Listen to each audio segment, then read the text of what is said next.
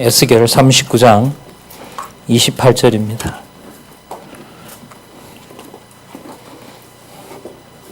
에스겔 39장 28절.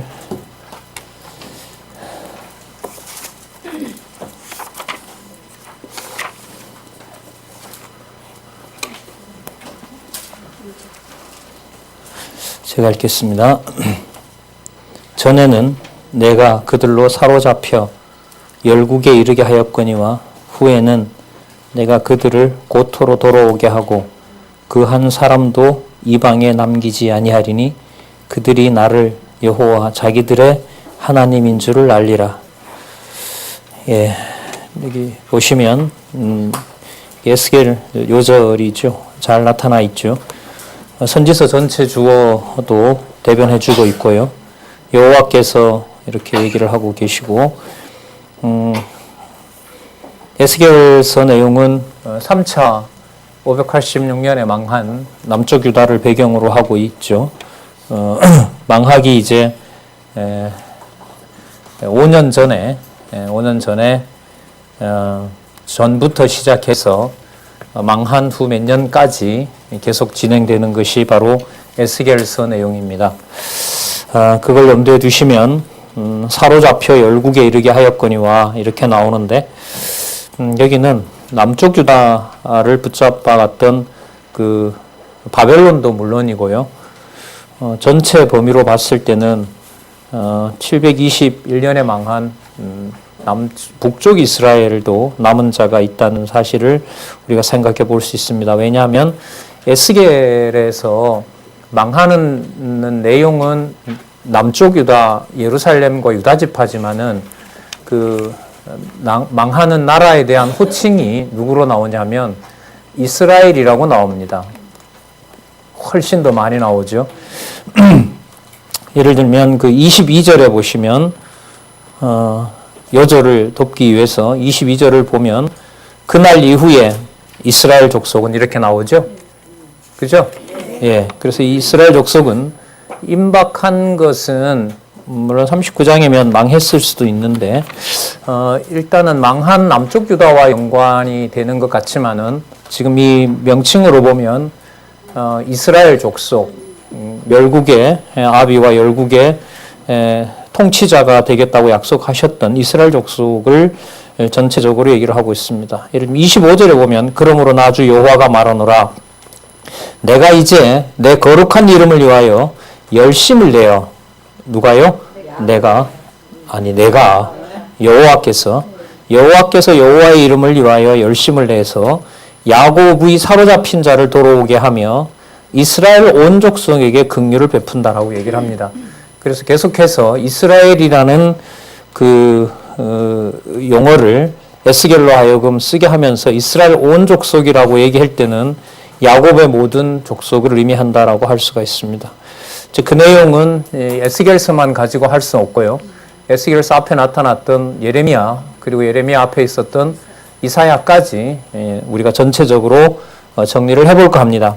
오늘 시간에는 에스겔 1장에서부터 24장까지 흩으심에 대한 예언으로 해서 이사야, 예레미야까지 갔다 와서 에스겔을 다시 한번 정리하면서 다니엘로 가보려고 하는데 그 전체적인 내용에서 이스라엘이라는 개념을 우리가 기억을 해볼 필요가 있습니다. 자, 28절요. 전에는 내가 그들로 사로잡혀 열국에 이르게 하였거니와 후에는 내가 그들을 모아 고토로 돌아오게 하고 한 사람도 이방에 남기지 아니한다라고 얘기를 하십니다. 그러니까 모두 다 돌아오게 한다는 거죠. 돌아올 자는 그들이 나를 여호와 자기들의 하나님인 줄 알리라 이렇게 나옵니다. 자, 말씀드린 대로 오늘은 에스겔서 전체 중에서 1장에서부터 24장까지 흩으심에 대한 예언 부분을 정리하도록 그렇게 하겠습니다. 자, 에스겔 1장에서부터 24장까지 흩으심에 대한 내용, 예언 이렇게 나오죠. 에스겔서 1장에서부터 24장까지 자, 1이죠 이게. 그죠? 흩으심에 대한 예언 이렇게 나타나죠. 에스겔서 전체 주제가 뭐냐 하면 흩고 모으심을 예언함으로써 장차 오실 메시아에 대한 예언 내용이 여기에 이제 담겨 있는 거죠. 자, 여기에서 보면 이렇게 적어 가보죠. 에스겔서 먼저 1장에서부터 몇 장까지죠? 24장 말고요. 7장까지 선지자에 대한 소명인가요? 선지자, 소명과 예언 이렇게 나타나죠. 그 다음 두 번째 몇 장이죠? 8장에서부터 16장까지 이죠. 그렇죠. 예루살렘 멸망의 원인 이렇게 나타나고요. 그 다음 에스겔 17장에서부터 24장 마지막 장까지 예루살렘 멸망 방법 이렇게 나타나죠. 자, 여기 지금 선지자를 소명하는 정확한 내용이 1장 1절부터 시작이 되니까요. 본문 봐가면서 말씀을 드리도록 하겠습니다. 전체적으로 흩으심에 대한 예언을 하시는데 이제 남쪽 유다의 2차 멸망이 2차 침략이 있은 다음에 바벨론에 의해서 선지자를 불러서 예언하십니다. 뭘 예언하냐면 흩으심에 대해서 예언을 합니다. 그 다음에 흩으시는데 어떻게 하시냐면 예루살렘이 멸망한다는 거고요. 그 멸망하는 원인을 여호와께서 제시합니다. 여호와께서 제시하시는 거죠. 그 다음에 여호와께서 어떤 방법으로 멸망시킬지까지 상세하게 얘기를 합니다. 그래서 무슨 일이 앞으로 벌어지더라도 그것은 누가 약속하신 것이 이루어진다? 여호와께서 약속하시는 것이 이루어진다. 그래서 6장 이후로 보면 그때야 비로소 누구인 줄 알리라? 이 개념이 이제부터 쏟아지기 시작하죠. 여호와라는 개념을 이제 에스겔에서 사실 소개를 합니다. 자, 그러면 우리 1장에서부터 7장, 8장에서부터 16장, 17장에서부터 24장까지 큰 틀을 잡고요. 본문을 통해서 살펴보도록 그렇게 하겠습니다. 1장 1절에 보시면 제30년 4월 5일에 내가 그발강가 사로잡힌 자 중에 있더니 하늘이 열리며 하나님의 이상을 내게 보이시니. 자, 또 한 번 설명합니다. 2절에 보시면 앞부분에 여러분들 2절 먼저 읽을게요. 읽겠습니다. 여호야긴 왕의 사로잡힌 지 5년 그달 5일이라. 이렇게 시간이 명시되고 있습니다. 먼저 좀 말씀을 드리면 2차 침략이 598년에 일어납니다. 2차 침략 이후거든요. 이게 에스겔 내용이 흩고 모으심을 예언하는 내용이 598년인데 예언의 시기가 언제냐 하면 2차 침략이 여러분들 598년이에요. 3차 마지막 침략이 586년 혹은 7년 이렇게 얘기합니다. 왜냐하면 한 해를 넣으면 플러스 1이 되고요. 한 해를 빼면 되고 이거는 그렇게 중요하지는 않습니다. 자, 2차 침략이 이제 598년에 일어났고요. 에스겔이 잡혀갔어요. 잡혀갔는데 5년 후에 여호와께서 에스겔을 부릅니다. 그리고 앞부분에 나타난 1장 1절에 제30년이라는 말은 에스겔 선지자의 사역과 연관된 횟수를 말을 합니다. 이것도 만약에 그렇다면은 선지자로 불러놓고 하나님께서 이 추측이 여러분들이 타당성이 있다면은요, 불러놓고 남쪽 유다가 망할 때까지 기다리신 거예요. 1차 망하고 2차 망할 때까지 기다렸고요. 망한 다음에 5년이 지나서, 그러니까 이게 30년이니까요. 불러놓고 어떤 일도 안 시킨 거죠. 그리고 1차 침략이 되고 2차 침략이 되고 붙잡혀가서 5년이 지났을 때 하나님께서 에스겔을 부르는 거예요. 그러니까 그 때와 시기를 누가 조절하시는 거죠? 여호와께서 하시는 거예요. 그래서 여러분 앞부분의 이 내용도 우리가 의미를 얼마든지 새겨볼 수 있는 부분입니다. 자, 이 598년 이후에 이제 5년이 지나서부터 부르거든요. 그럼 몇 년이 되냐 하면 573년이 되죠. 그죠? 593년. 예, 예. 593년이 되죠. 593년이 되고요. 이게 한 해마다 한 번씩 불러요. 이게 지금 예를 들면 한번 찾아보고 하죠. 이 배경을 좀 가지고 있으면 좀 이해가 좀 더 되지 않겠냐 싶은데요. 여러분 1장 1절에 보면 여기 나와 있는 횟수로 쓰겠습니다. 자, 서로 합힌 지 5년입니다. 1장 1절에는요. 그죠? 이제 한번 따라와 보세요. 그 다음에 8장 1절에 가면 서로 합힌 지 6년이에요.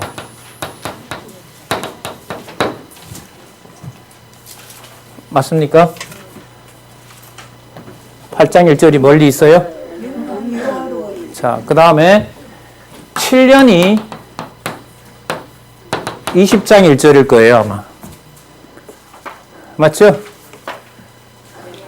쓰기 바빠요? 9년이 24장 1절 이렇게 돼 있어요. 맞아요, 예. 일단 이건 뭐냐면 흩으심에 대한 예언의 배경입니다. 아셨어요? 자, 흩으심에 대한 예언이 몇 장까지 되어 있어요? 24장까지 되어 있는데요. 여기 보면 하나님께서 크게 4번에 걸쳐서 불러요. 54년에 알려주시고요. 5년, 잡혀간 지 5년. 그러면 하나씩 빼면 되죠. 593, 592,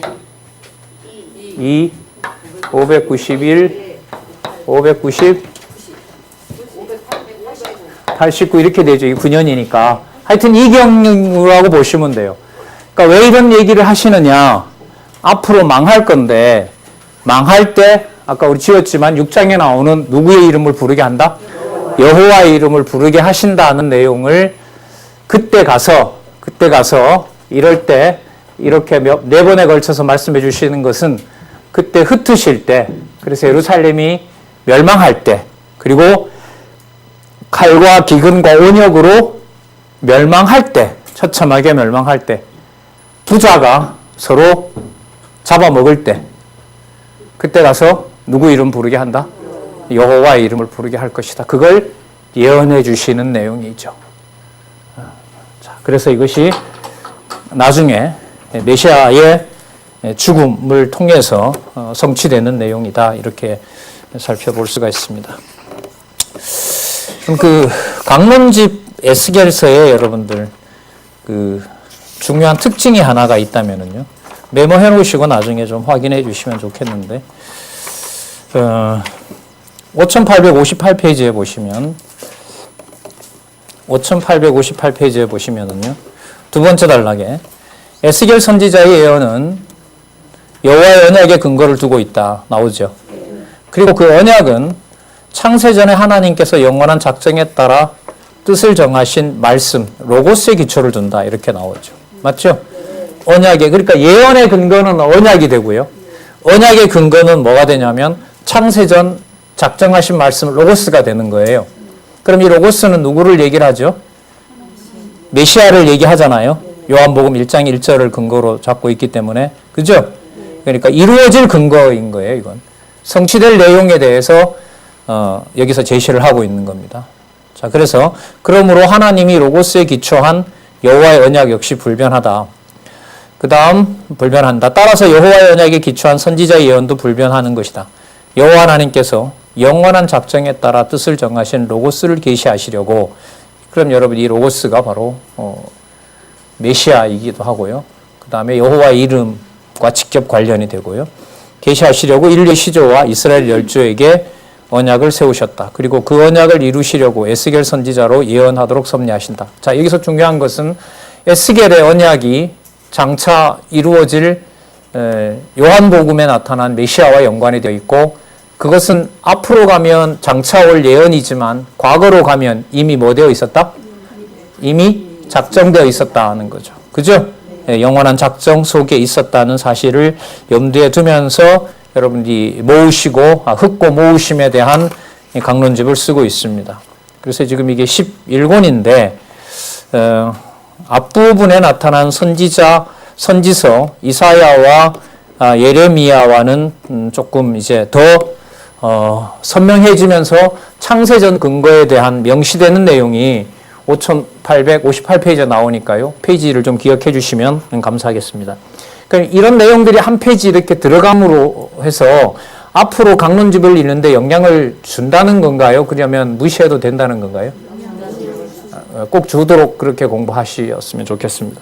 저도 그렇게 안내를 할 거고요. 자, 그래서 이게 매년마다 쓰여지면서 매년마다 550여 페이지를 확인하고 그 다음 작업을 시작할 때 책들이 꼭꼭 떨어지는 건 아니니까요. 예를 들면 지금 같은 경우에도 에스겔서는 물론 다 써야 되는 책이기도 하고 아니죠. 앞부분에 예레미야가 나오니까요. 예레미야는 꼭 맞춰야 되는 책이 11권이기도 하지만 에스겔서 내용이 어느 정도 끝까지 간 상태에서 에스겔서 내용이 24장까지만 출판이 된 게 11권입니다. 아셨어요? 그러니까 안 붙어 있을 뿐이지 12권에 대한 내용이 이미 저자의 머릿속에는 다 들어있는 거예요. 아셨어요? 그러니까 예를 들면 5858페이지와 같은 에스겔서 서론이 나오려면 지금 11권 가지고 있는 23장까지만 보고는 할 수 있는 걸까요? 아닐까요? 아니라는 거예요. 아셨어요? 그러니까 책으로 보면 이미 12권에 에스겔서 전체까지 나와 있다라고 보시면 돼요. 그리고 그런 식으로 저술이 많이 되죠. 자, 어쨌든 5858페이지에 나타난 그 여호와의 영원한 작정에 따라 뜻을 정하신 말씀에 근거를 준다라는 말씀이 11권에서부터 구체화되기 시작해서요. 11권, 그 다음에 12권, 13권에 가면 구약 성경과 신약 성경이 같이 나오죠. 거기 마태복음이 나오거든요. 거기에 가서 지금 있는 구도인 이는 창세전 여호와 하나님께서 창세전에 언약하신 영원한 말씀에 바탕을 두고 있다라는 이 강론집의 전체 구조가 거의 이제 확정되어 나가는 그 과정에 여러분들 에스겔서 서론을 보고 있습니다. 예. 자, 그러면 말씀드리도록 할게요. 먼저 흩으심에 대한 내용 중에 첫 번째 선지자를 소명하고 예언하는 내용들을 우리가 살펴보도록 하겠습니다. 선지자 에스겔을 소명을 하는데 1장의 내용이 뭐냐 하면 이상 중에서 부르시는 거죠. 맞죠? 예. 그래서 이상 중에서 보여주는 게 우리가 지난 시간에 마친 에스겔에서 그 국토 회복과 성전과 국토 회복 있죠. 성전과 국토 회복하고 연관이 돼요. 우리가 1장에서부터 48장까지만 무슨 하나님의 그 지혜 속에는 그게 무슨 분리가 되는 거겠어요? 다 하나로 보는 거죠. 그러니까 의미분석 성경 개론을 통해서 여러분들에게 공부가 더해진다는 말은 뭐냐면 1장에서부터 48장까지를 빠른 시간 내에 시간이 거듭할수록 한 묶음으로 볼 수 있는 그 내용의 계시의 내용이 여러분들 지성과 관절과 골수에 사무치게 하는 것이 여러분들 성경 신학의 공부 방법론입니다. 처음에는 에스겔서 전체 내용도 몰라요. 본문도 몰라요. 그래서 안내를 받아서 우리가 예를 들면 지난 시간까지 48장까지 왔어요. 1장에서부터 48장까지 논리적인 단절이 있어요? 없어요? 없다는 거 확인했죠. 그리고 여기 달려있는 의미에 대한 내용도 오류가 없다는 것 확인했습니다. 맞죠? 예. 그래서 48장까지 모든 내용을 염두에 두고 저자가 썼고요. 저자가 이걸 기록을 했고 우리는 48장까지를 따라가서 확인했고 다시 1장으로 돌아와서 두 번째 할 때는 시간을 이제는 1장에서부터 24장까지 큰 그림의 내용들을 여러분들한테 안내를 해드리는 거예요. 그것은 이제 성경 본문의 바탕을 두고 주어진 시간에 24장까지 내용을 큰 틀에서 여호와 하나님 살아계신 증거로 말씀을 드리는 것이고요. 그리고 나중에 이제 메시아에 대한 언약이 왜 되는지를 다음 시간에 이제 후반부를 보면서 선지서의 한 부분을 정리를 하게 됩니다. 그래서 성경신학으로 공부를 해간다는 말은 성경 본문에 대한 한 구절을 보면 볼수록 한 부분에 매이는 것이 아니라 어떻게 된다? 전체를 보는 것을 안내해 주는 것이 여러분 성경신학의 공부 방법에서 아주 중요한 부분이라고 생각을 합니다.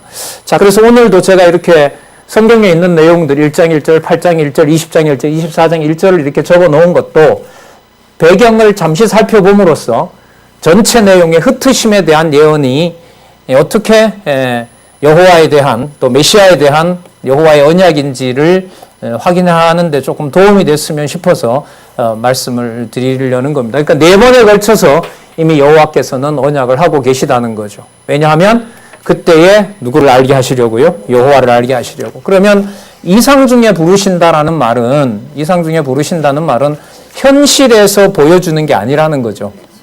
그럼 이상에서 보여주는 것과 현실에서 보여주는 것이 어느 것이 진짜냐?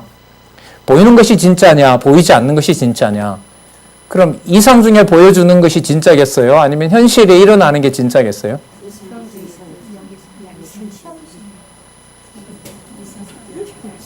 그 이상 중에 보여주는 것이라면 현실적으로 보여주는 것에 대한 대답을 해주지 않으면 현실은 현실대로 해석할 수 있다 없다? 없다는 거죠. 지금 이 사람들에게 임박한 것은 예루살렘 성전이 곧 있으면 망한다는 거예요. 절실함으로 보면 빨리 누군가가 와서 바벨론으로부터 해방시켜주는 게 이 사람들이 가장 원하는 거예요. 근데 하나님은 정반대로 얘기하세요. 그리고 이상 중에 나중에 이제 성전과 국토 회복까지 하나님의 보좌를 오히려 설명을 해주면서 지금 누군가가 지켜주면 좋겠고 누군가가 보호해주면 좋을 예루살렘 성과 또한 예루살렘 성전은 진짜가 아니다라는 사실을 에스겔에서 밝혀줘요. 그러니까 뭐 고린도 후서에도 나오지만 보이는 것은 잠시 잠깐이요 보이지 않는 것이 영원합니다라는 그게 하나님 교회와 연관되어 있는 거잖아요. 성경을 통해서 전체적인 그림을 그린다는 것은 한 부분에 매여서 얽매이는 것이 아니라 전체, 더 나아가서 창조 세계 전체, 창세전 하나님의 영원한 계획, 이 생각으로 여러분들과 저를 성경에서 데려다 놓으려고 하는 것이 계시 기록의 목적입니다. 그러니까 몸은 여기서 눈으로 확인하고 귀로 확인하는 거지만 여러분의 영혼에 성령께서 조명을 해서 깨닫게 하시는 말씀은 전체의 폭을 넓히는 보이지 않은 경험하지도 않은 창조와 심판 세계까지 종말까지 다 보여주신다는 말씀을 좀 드리면서 1장에 나타난 부르시는 하나님의 이상에 대해서 눈여겨보셨으면 좋겠습니다. 그 1장 1절 끝에 보면 하나님의 이상을 보여주셨다라고 나오죠. 그죠? 그리고 3절에 보시면 여호와의 말씀이 에스겔에게 임한다고 얘기를 하고요. 맞죠? 그리고 중간에 보면 여호와의 권능이 내 위에 있다고 얘기를 하죠. 그죠? 하나님께서 이상을 보여주셨고 여호와의 말씀이 함께 하셨고 거기에 누구의 권능이? 여호와의 권능이 에스겔 위에 있게 된다는 겁니다. 자, 그리고 여러분 1장 4절에서부터 14절에 보면 생물들의 이상을 보여주십니다. 모양이 사람과 사자와 소와 독수리 모양으로 그 이상의 네 생물이 나타나는데요. 이 생물들의 특징이 뭐냐면 하나님께서 어느 방향으로 주시하면 그곳에 이미 가서 이를 수행할 모든 준비를 다 하고 있는 거예요. 무슨 뜻이냐면 남쪽 유다를 책망하시고자 해서 남쪽 유다를 멸망하고자 하면 이미 그 현장에 가서 이 생물들이 사람, 사자, 소, 독수리 모양의 이 그룹들이 나중에 그룹이라 하거든요. 영적인 이 심부름꾼들이 이미 다 그 일을 할 준비를 다 갖추어 놓은 거고요. 또 이들이 가는 바퀴 안에 보면 또 뭐가 있어요? 하나님의 눈이 있는 거죠. 정확하게 하나님께서 천상에서 관리하시고 이들의 사역의 한가운데서 앞으로 될 일이라는 것을 또 굉장한 속도로 달릴 준비를 하고 있어요. 그러니까 빨리 가서 다 이룰 준비를 하고 있다는 사실을 생물의 이상으로 여기서 보여주고요. 그 다음에 이 생물들이 행할 때 그 내는 음성이 보여주는 음성이 하나님의 무서운 진노의 소리와 같았다라고 또한 설명을 하고 있습니다. 1장 20절 한번 보겠습니다. 1장 17절 끝에 보면 돌이키지 않고 행하며라고 나오죠. 예? 그죠? 20절에 보면 어디든지 신이 가려 하면 생물도 신에 가려는 곳으로 가고 바퀴도 그곳에서 들리니 이는 생물의 신이 그 바퀴 가운데 있음이라. 저들이 행하면 이들도 행하고 저들이 그치면 이들도 그치고 저들이 땅에서 들릴 때에는 이들도 그 곁에서 들리니 이는 생물의 신이 그 바퀴 한가운데 있음이로다. 그래서 선지자에게 이러한 장면을 보여주는 것은 나중에 나오죠. 선지자가 가서 듣든지 안 듣든지 뭐 하는 거죠? 하나님의 뜻을 전하는 거예요. 그러니까 여러분, 전한다고 해서 회복되는 것도 아니고요. 안 전한다고 해서 안 망하는 것도 아니에요. 선지자로 불렸으니까 가서 안 전하는 선지자는 하나님한테 진노를 당해요. 그렇다고 해서 전해서 돌아오라고 한다 해도 하나님은 이미 멸망시키기로 확정을 해놨어요. 그러면 선지자 입장에서는 반문할 만하겠죠. 돌아오지도 않을 거 뭐하러 가서 전하라고 합니까? 그죠? 그게 네 나라냐? 시키는 것만 해라 너는. 나중에 여러분들 말씀을 전하는 메시아가 와서 유대인들과 유대 종교 지도자들이 듣든지 안 듣든지 어떻게 합니까? 창세전에 하나님이 정해놓은 뜻을 선포하시는 내용으로 되고요. 나중에 사도 바울의 표현을 좀 빌리면 때를 얻든지 못 얻든지 복음이 전해지는 것이 하나님 살아계신 증거입니다. 근데 우리는 전달하면 누군가가 설득을 꼭 당해야 된다고 생각해요.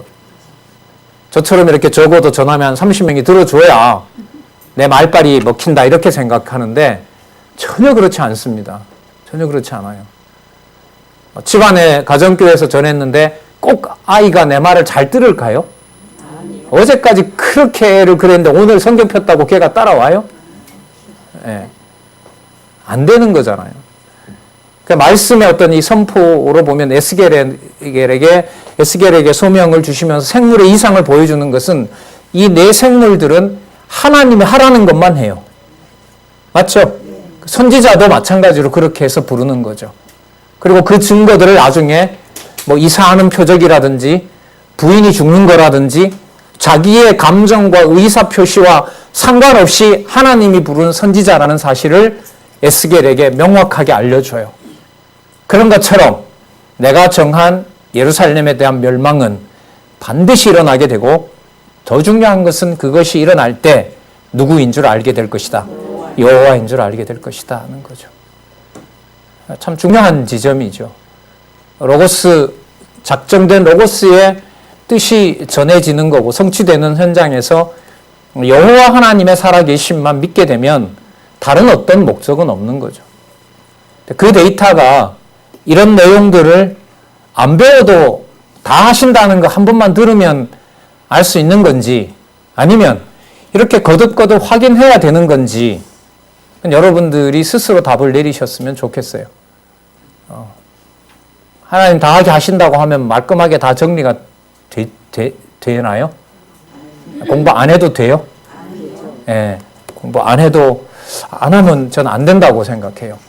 예, 그리고 이 말씀 하나하나를 한글로 번역됐지만 사건들을 연결시키면서 하나님께서는 창세전 하나님의 영원한 존재로 단계를 하나하나 이렇게 연결을 시켜서 뭐 비유로 말하면 야곱이 봤던 사닥다리 하나하나씩 단계적으로 하나님의 영원한 뜻을 깨닫게 하는 것이 아닌가 이런 생각이 듭니다. 자, 그리고 이 네 생물의 존재가 나타나죠. 그리고 여기서 보면 좀 재밌는 게요. 의문이 생기는 게 뭐냐면 이 네 생물들이 멸망시키지 말고 두 번에 걸쳐서 침략을 당했으니까 어떻게 쓰면 제일 좋아요? 그렇죠. 3차 멸망 안 당하고, 맞죠? 어차피 나중에 회복될 거니까 3차 멸망 안 당하게 하고 이 네 생물들이 그냥 다가오는 바벨론을 그냥 그 자리에서 다 죽여버리고 3차 침략을 안 당하도록 하셔도 되잖아요. 그죠? 어차피 70년 후에 돌아올 거라면. 그게 우리 생각인 거죠. 그게 우리 생각이고 에스겔의 생각이었을는지도 모르고. 자, 그 다음에 여러분 여기 읽다가 보면 하늘 위에 궁창이라는 표현들이 많이 나와요. 1장 26절 한번 볼게요. 그 머리 위에 있는 궁창 위에 보좌의 형상이 있는데 그 모양이 남보석 같고 그 보좌의 형상 위에 한 형상이 있어 사람의 모양과 같으라. 내가 본즉 그 머리 이상의 모양은 단 새와 같아서 그 속과 주위가 불같고 그 허리 이하의 모양도 불같아서 사면으로 광채가 나며 그 사면 광채의 모양은 비 오는 날 구름에 있는 무지개 같으니.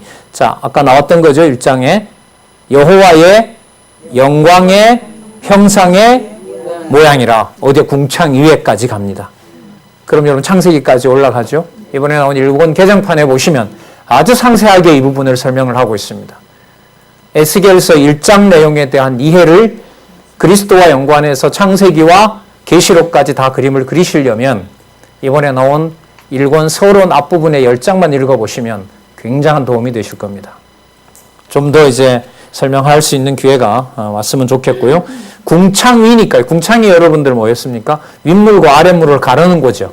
뭐 우주가 되는지 수억 년, 수억 광년 사람의 계산으로 며칠 수 없는 그 궁창 이외에 있는 하나님의 보좌를 보여줘요. 이 보좌가 나중에 40장, 48장에 가면 성전과 국토가 분리되지 않는 것으로 땅 분배까지 일어나는 결코 무너지지 않는 나라. 자, 지금 여러분들 이 궁창에 있는 이 보좌를 설명해 주면서 1장에서부터 24장까지 내용은 어디가 망하는 내용이에요? 어디가? 지상에 있는 예루살렘과 남쪽 유다가 철저하게 망하는 거잖아요.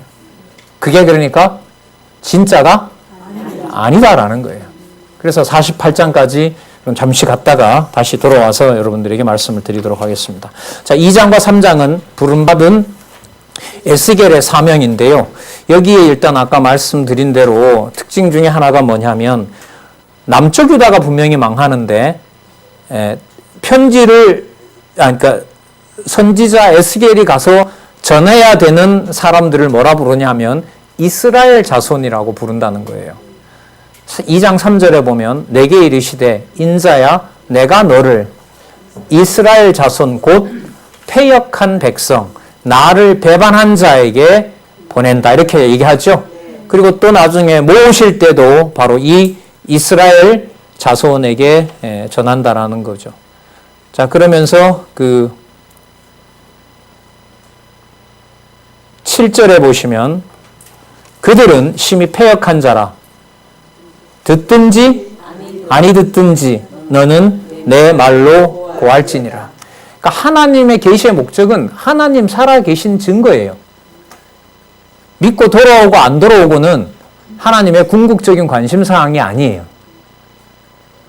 당신의 백성들에게 누가 살아계신 것을 전하는 거죠?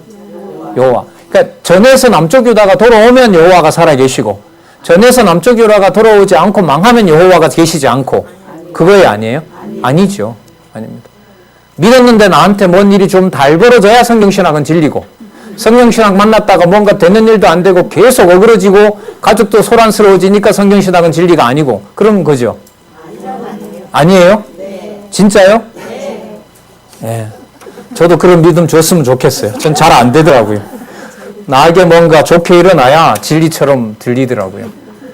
그런 불신이 한두 번이 아닌데도 이렇게 또 말씀을 서로 확인할 수 있어서 감사할 뿐이죠.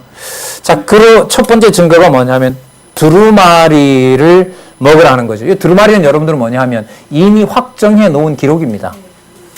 보통 생명책이라고 요한계시록 가면 나오잖아요. 이미 내가 다 기록해서 확정해 놓은 거니까 가서 듣든지 안 듣든지 가서 전해라 이 말인 거죠. 자, 11절에 보면 3장 사로잡힌 네 민족에게로 가서 그들이 또 나오죠. 듣든지 아니 듣든지 그들에게 고하여 이르기를 주 여호와의 말씀이 이러하시다 하라 하시더라. 그렇죠. 이게 여러분들 복음 전하는 거죠. 적용을 우리가 할 수 있을까요? 그냥 전하면 돼요. 전하면 뭐 자빠지건 세워지건 뭐 나도 공부하고 나도 통제가 안 되는 걸 누굴 통제를 하려고 해요. 네?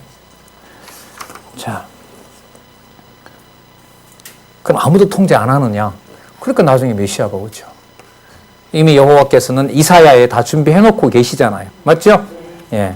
고레스로 불릴 처녀가 잉태하여 낳을 영존하신 아버지 그 아들을 이미 준비하고 계시다는 거. 우린 그것도 나중에 이사야에 가서 보면서 여러분 오늘 배운 이런 것하고 또 연관을 시키도록 하겠습니다. 자, 그 다음에요. 여러분들 어디로 가시냐 하면 말씀 전파를 하러 갔는데 아까 듣든지 안 듣든지 전하면 되잖아요. 근데 갔는데 그 백성들이 아예 꽁꽁 결박을 시켜버려요. 그리고 하나님께서는 입을 닫아버려요. 그러니까 전하라고 보냈으면 사람들이 많이 모여 있어야 되고 또 입도 어떻게 돼야 돼요? 열려야 되죠. 근데 가라고 해놓고 백성들은 감금해버렸고 여호와께서는 입을 닫아버렸어요. 말이 안 되잖아요. 그죠? 가서 전하라고 했으면 뭐 해야 돼요? 전할 수 있는 환경이 돼야 되잖아요. 하나님 여기서 교육을 또 시켜요. 하나님이 부르셨기 때문에. 그래서 여호와와 이야기할 때는 입이 열려요. 입이 열리게 돼요. 그래서 듣든지 안 듣든지 전하라고 하는 것도 누가 가서 그것을 전하게 해주셔야 된다? 여호와께서 전하게 해주셔야 된다는 사실을 여기서 알려주십니다. 자, 그러면 왜 망하게 되느냐? 여러분 4장에서부터 7장에 보시면 뭐로 인한 멸망이 나오죠? 죄로 인한 멸망이 나타납니다. 자, 어느 정도로 여러분들 범죄하는지에 대해서는 자, 이스라엘 족속, 유다 족속 전체에 대해서 죄를 확대시킵니다.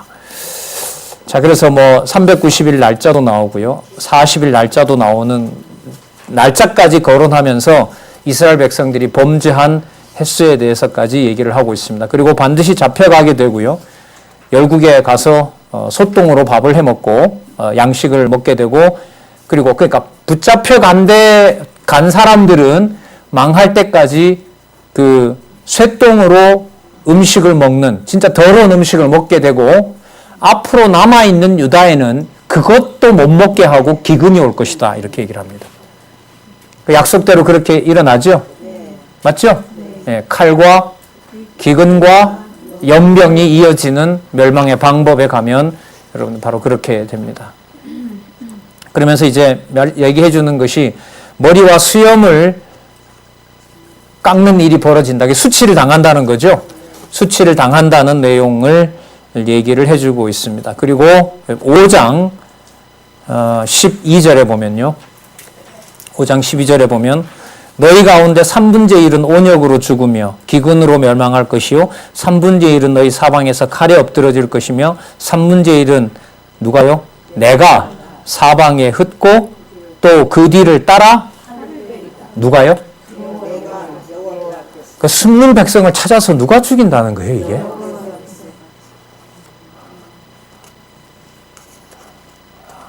아, 진짜 무섭다. 그죠? 13절에 보면 이와 같이 내 노가 다한즉 그들을 향한 분이 풀려서 내 마음이 진짜 이래야 속이 시원하신가요, 하나님께서? 내 분이 그들에게 다한즉, 그 다음 보세요. 해석을 보세요. 나 여호와가 열심으로 말한 줄을 그들이 알리라. 그 하나님은 그 현장에 가서 뭐 비명소리든 뭐든지 간에 지르게 하면서 누가 그 현장의 주관자다라는 사실을 알려주려는 거죠. 누가요? 여호와이시다라는 사실을 알게 하려는 겁니다. 그 다음에 6장과 7장의 그 말씀에 의한 예언에는 보면은요, 멸망의 모든 과정이 여호와인 줄 알게 한다는 내용이 나타나는데, 여러분 그 내용이 여러분 여기서부터 시작이 되죠. 6장 7절부터. 또 너희 중에 살육을 당하여 엎드러지게 하여 너희로 나를 여호와인 줄 알게 함이니라. 10절에 보세요.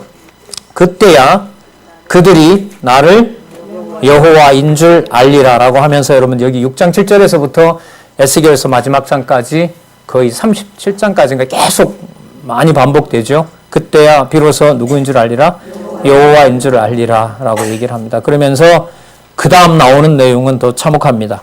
천지에 11절에 볼게요. 6장 11절 끝부분에 보면 필경, 칼과 기근과 온역에 망하는데 먼 데 있는 자는 온역에 죽고 가까운 데 있는 자는 칼에 죽고 남아있는 자는 기근에 죽으리라. 그러니까 도망가도 소용이 없어요. 도망가면 거기에 질병을 일으켜요, 하나님. 그러니까 이런 모형을 하나님께서 없앤다라는 게 이게 말이 그냥 모형 없앤다, 모형 없앤다지. 그럼 이 현장에다가 이런 상황을 참혹하게 그야말로 섭리를 하시면 그 현장에 선지자가 와서 여호와 살아 계신다라고 하면 이게 믿어질까요? 안 믿어질까요? 믿어질까요? 사람의 생각으로? 안 믿어져요. 그러니까 여호와를 알게 된다라는 게 그렇게 안일한 게 아니다라는 생각이 들어요. 조금의 번거로움을 겪는 우리로서도 하나님께서 물론 마련해 놓으신 최선의 방법이죠. 하지만 내용으로 보면 여러분 이 성경신학을 확증하는 과정에서 하나님은 가장 가까이에서 함께 했던 사람들을 하나님께서 다 떼내버렸어요. 그리고 틀렸다라고 얘기를 하고 또 이걸 가지고 악용하고 있고 사람들 속이고 있고 그 현장 속에 여러분들과 또 저도 있고요. 그러니까 여호와께서 여호와인 줄 알게 해주시는 것은 진짜 주권이자 동시에 믿어지게 하는 사람으로서는 엄청난 자비성인 거죠. 뭔가 더 노력해서 더 잘 볼 수 있는 걸까요? 아닐까요? 그럼 이렇게 처참하게 죽어가는데 몇 번 더 생각한다고 해서 여호와가 절로 믿어질까요? 생각할수록 더 골치 아프죠. 왜? 눈에 보이는 상황이 더 처참한데 상황이 좋아야 생각을 하고 묵상을 하는데 보이는 상황이 도저히 생각할 거리를 만들어주질 않는데 어떻게 여호와를 알 수 있겠어요? 그러니까 지금 7장, 6장 7절에서부터 그 현장에 나타났을 때 수십 번, 어떻게 보면 수백 번 누구의 이름이 기억날 것이다? 그때 내 이름 부를 것이다. 어떤 방식으로 부르는지는 한번 두고 봐라. 살려달라고 부를지 죽겠다고 부를지 야 진짜 에스겔이 말한 대로 맞구나 인정하면서 부르게 될지 그는 여호와 하나님께서 준비해놓고 있는 패망의 방법이라고 할 수 있습니다. 자, 그럼 우리 8장에서부터 16장에 가셔서요 예루살렘에 대한 멸망 원인을 한번 보도록 할까요? 자, 무슨 죄로 우상죄로 인한 멸망을 얘기를 하죠. 그래서 8장에 보면 이제 이상 중에 에스겔을 데리고 갑니다. 8장이니까 1년 지났어요. 그러니까 1년 동안 하나님께서 여기 1장 1절에서부터 어떻게 보면 7장까지 이 민족에게 선지자 에스겔을 보내서 왜 보냈는지에 대한 또 하나님의 능력이 얼마나 큰지에 대해서 하나님의 능력을 보여주셨죠.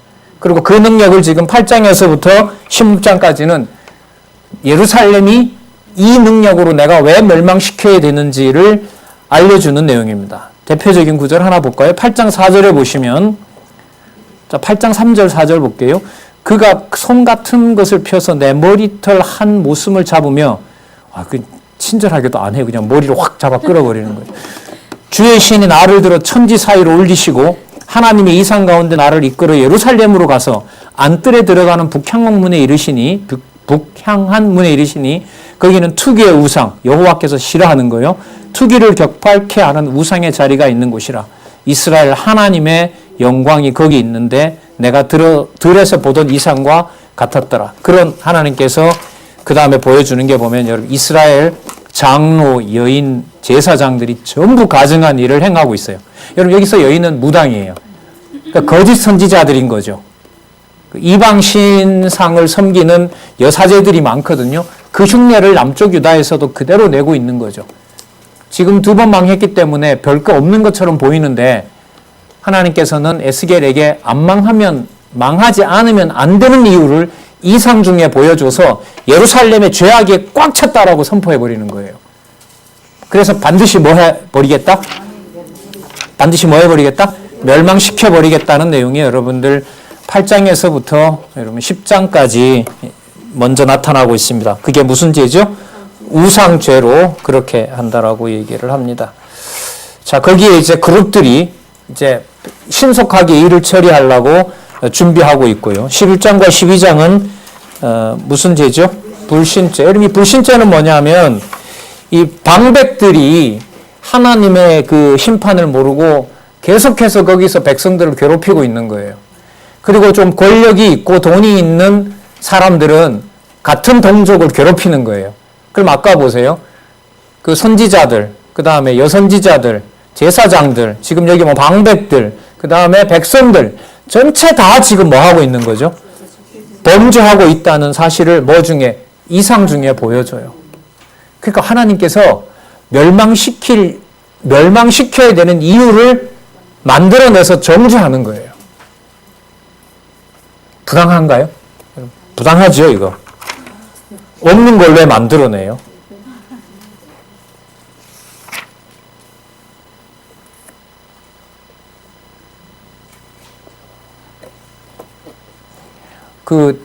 노아 홍수 때 보면 하나님께서 뭐라고 정죄하죠?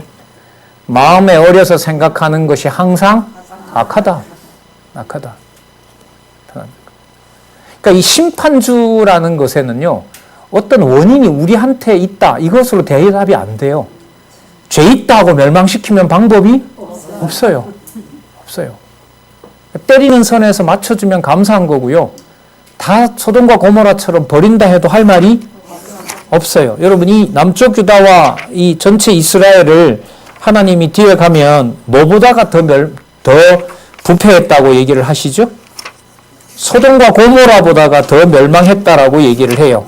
자, 우리 시간상 뒷부분에 가서 좀 더 확인하도록 그렇게 할게요.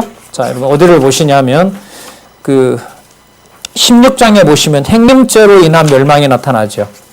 맞죠? 그러니까 아까 누구부터 시작해서 선지자 제사장부터 시작해서 어디까지 모든 백성들이 뭐 한 거예요? 행음하고 있는 거죠. 그러니까 누구를 버리고 여호와를 버리고 여러분들 잘 아시는 몰렉 제사를 드리는 데까지 가는 거죠. 무슨 말씀인지 아시겠죠? 그 전 민족이 모여서 자녀를 태워서 밀고 모압 신이죠.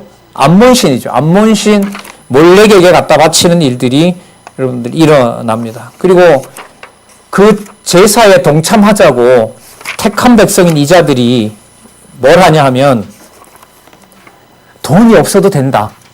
자, 예루살렘 백성들이 하는 거예요. 우리가 우상을 섬길 준비를 다 준비했고 그 우상에게 드릴 제물을 우리 아이도 준비했으니 아무런 것도 준비하지 말고 여러분 제물은 제사 지내러 올 때 그냥 오면 돼요, 안 돼요? 안 되죠. 근데 지금 에스겔이 예루살렘을 어떻게 정수해버리도록 하냐 하면 제물도 우리 애들 준비해놨고 어떤 제물도 오지 않아도 몰렉에게 드릴 완벽한 준비가 되어 있으니까 우리한테 와서 어떤 제물도 드리지 말고 같이 제사에 동참해서 뭐 해라? 즐기기만 해라. 이 비유를 어떻게 들어요? 하도 더러운 창녀 중에 창녀인지라 고객이 없어요. 그러니까 와서 홍보물을 돌려요. 뭐라고? 돈 없이 와서 나를 범하고 가라고 돌린다라고 남쪽 유다를 정죄해버리는 거죠. 그것도 이상 중에. 그러면 여러분들 두 번 망하였기 때문에 남아있는 흔적이 조금밖에 없지만 그 예루살렘 성에 605년부터 시작된 1차 침략에서는 이 성을 하나님께서 반드시 뭐 하겠다는 내용을 이루어가고 계신 거죠. 반드시 뭐 하겠다? 버리겠다는 내용을 여러분들 이상 중에서 이렇게 보여주고 있는 겁니다. 그 여러분 16장 44절에서부터 55절에 보면 너네들의 군원은 헷 족속이고 아모리 족속이고 사마리아고 소돔이고 지금 하는 짓은 사마리아와 소돔보다 더 부패했다. 어디가? 예루살렘이. 이게 여러분 16장인데요. 재밌는 게 뭐냐면 16장의 내용을 이렇게 어떤 족속보다 더러운 족속이라고 징계하시면서요. 하나님께서 여기서 그래서 너네들 가지고는 안 되고 내가 열조와 약속했던 언약을 지금부터 내가 새로 준비하려고 한다. 16장 60절이에요. 16장 60절 제가 읽어볼게요. 그러나 내가 너희 어렸을 때에 너와 세운 언약을 기억하고 어렸을 때라는 말은 열조겠죠. 맞죠? 아브라함과 이삭과 야곱인데 여러분 아브라함에게 가면 여러분들 영원한 언약이 나오죠. 9장에 가면 나타납니다. 참조하시기 바랍니다. 9장에서부터 출애굽기 레위기까지 쭉 연결이 되는 내용이 여러분 영원한 언약이라고 보시면 됩니다. 자, 잠시 영원한 언약을 얘기했으니까요. 17장부터 24장까지 예루살렘을 내가 이제부터 철저하게 내 방법대로 망할 텐데 그때 가서 단 하나 알려준 게 있어요. 무슨 언약을 기억나게 하려고 한다? 영원한 언약을 이루시려고 하는데 감당하고 상상할 수 없던 방법으로 사마리아와 소돔보다 더 부패한 예루살렘을 내가 어떻게 하겠다? 멸망시켜버리겠다는 내용에 대한 상세한 내용이 여러분 17장에서부터 24장까지 내용입니다. 처음에는 여러분 비유로 얘기를 하는데요. 그 멸망시키려고 하니까 예레미야에 보면 이 사람들이 누구를 의지하려고 해요? 애굽을 의지하려고 하죠. 그러니까 하나님께서 어디를 멸망시켜 버려요? 그리고 의지하려는 애굽을 멸망시켜 버리는 내용이 나타나게 됩니다. 자, 그러면서 여러분 20장의 내용에 보면 과거 회고와 언약을 예언하죠. 그죠? 그러니까 20장은 어디냐면 7년이에요. 아셨어요? 좌표인지 그러니까 이제 앞으로 점점 다가오죠. 그러니까 이 상황으로 보면 뭐 정확한 건 아니지만 매년마다 에스겔을 통해서 이 왕국이 어떻게 된다? 부른 이유, 그 다음에 멸망해야 되는 원인, 그 다음에 또 내가 어떻게 멸망시킬지에 대한 방법, 모든 것을 여러분들 요 멸망 전까지 24장까지 나타난 내용을 통해서 얘기를 해주고 있고요. 또 하나 아까 기억할 것은 이게 이제 뒷부분으로 가면 모으심과 연관이 되기 때문에 아까 16장 60절에 무슨 언약이 나왔죠? 그러면 영원한 언약이라는 부분을 염두에 두시면 나중에 40장과 48장에 가서 성전과 국토 회복과 연관을 시키며 하늘 위의 궁창에 여호와께서 보존하고 계신 영원한 보좌를 알려주시게 돼요. 그러면 누구로 넘어가게 되죠? 그렇죠. 육신의 몸을 입고 오시지만 결코 범죄할 수 없는 하나님의 올바른 성전, 국가, 하나님의 나라, 그게 메시아를 통해서 준비되고 있다는 사실을 우리가 살펴볼 수가 있습니다. 자, 20장 14절 볼까요? 내가 내 이름을 위하여 달리 행하였나니 내가 그들을 인도하여 내는 것을 목도한 열국 앞에서 내 이름을 더럽히지 아니하려 함이니라. 그러니까 여러분들 몇 번 말씀드렸습니다만 여호와라는 이름을 누가 관리를 하세요? 그렇죠. 여호와께서 여호와의 이름을 관리하십니다. 여호와께서 여호와의 이름을 보존하신다, 깨끗하게 하신다라는 사실을 우리가 살펴볼 수가 있습니다. 자, 그 다음에요. 뒷부분에 우리 한 두 군데만 보고요. 앞부분 정리하도록 하겠습니다. 이미 지나온 것 같은데요. 그 선지자에게 두 가지를 얘기를 하죠. 너 가서 이사하는 장비를 챙겨라 이렇게 얘기를 합니다. 맞죠? 그 이사 장비가요. 그 내용으로 보면 뭐냐면 어디에 먼 길을 가거나 누구에게 붙잡혀 갈 때 챙기는 장비예요. 그러니까 이제 어디를 먼 길 가려고 챙기니까 사람들이 묻잖아요. 너 어디 가려고 그러느냐? 내가 어디 가려는 게 아니라 앞으로 너네들이 이렇게 된다. 그래서 예루살렘이 어떻게 될 것이다? 망하게 될 것이다 라고 얘기를 해요. 그 다음에 여러분 선지자 아내를 하나님이 죽이죠. 목숨을 앗아가게 난 다음에 선지자 보고 뭐 하지 말라 그래요?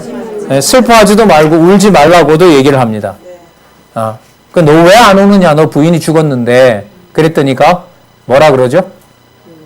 울 일이 날 보고 울 일이 아니라 너네들 울 준비를 해라. 앞으로 어떻게 될 거니까? 예? 멸망하게 될 거니까. 예? 자, 그래서 24장에 보시면은요. 한번 볼까요? 24장 16절 17절을 볼까요? 24장 16절 17절 인자야 내가 내 눈에 기뻐하는 것을 한번 쳐서 빼앗으리니 아내가 죽는다는 거죠.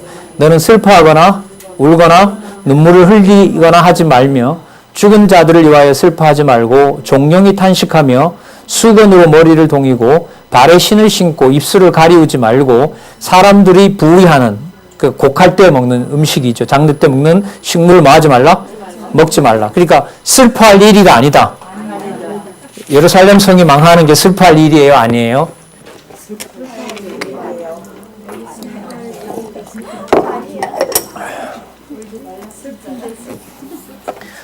함부로 우는 것도 범죄죠.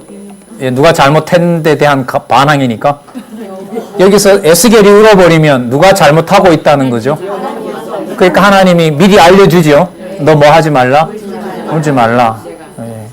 그 마음대로 울지도 못하게 하시죠. 하나님께서. 우린 눈물에 약하죠. 사람은. 울면 다 되는 줄 알고. 자. 어쨌든 여러분 무서운 흩으심에 대한 무서운 예언을 1장에서부터 24장까지 불러서 원인을 하나님께서 지적을 하고요.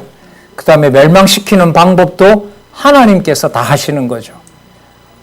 정해 놓으셨고 그 이루어 나가는 시기와 장소를 정하시고 또 그 원인을 밝혀주시고 그 다음에 상세하게 이루어 나가는 방법도 누가 하신다?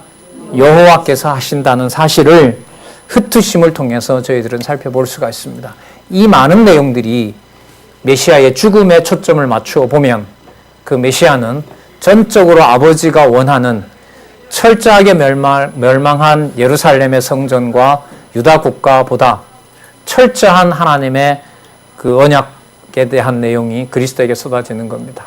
이걸 이제 염두에 두시고 마태, 마가, 누가, 요한에 나타난 메시아의 죽으시는 내용들, 직임과 신분과 혹은 사역과 또 본성에 의한 그리스도의 죽으시는 모습을 우리가 공부하시면은 이게 선지서에서 하나님께서 선지자를 통해서 예고하셨던 메시아에 대한 죽음을 여호와께서 이렇게 받아들이고 요한복음에 가면 다 이루었다라고 하는, 그러니까 누구가 정하신 걸 다 이루신 거죠. 그러면 그리스도는 맨 마지막에 누구 딱 인정하고 가는 거예요? 육신의 목숨은?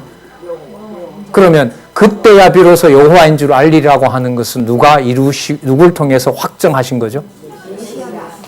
네, 요한복음엔 다 이루었다. 메시아와 연관이 안 될 수가 없습니다. 우리 다음 시간에는요, 오늘 그 영원한 언약을 뒤에 보시면서 철저하게 멸망시킨 내용과 연관을 시키고요, 다른 이방 백성들을 다 멸하고 성전과 국토 회복으로 가는 내용을 살펴보도록 그렇게 하겠습니다. 수고하셨습니다. 하나님 감사합니다. 에스겔을 통하여 준비해 주신 무서운 진노와 심판을 확인했습니다. 선지자도 감당할 수 없고 받아들이는 백성들도 하나님 진짜 그 현장에서 여호와 살아계신지를 확인할 수 있을지 너무나 처참한 상황으로 여호와께서는 섭리해 가십니다. 여호와 하나님 주신 지혜 여호와께서 보존하고 여호와께서 말씀으로 깨닫게 하지 않으면 알 수가 없습니다. 지혜와 총명을 어떤 상황 어떤 곳에서라도 진리의 말씀으로 견고하게 해주시기를 간절히 소원합니다. 예수님의 이름으로 기도드렸습니다.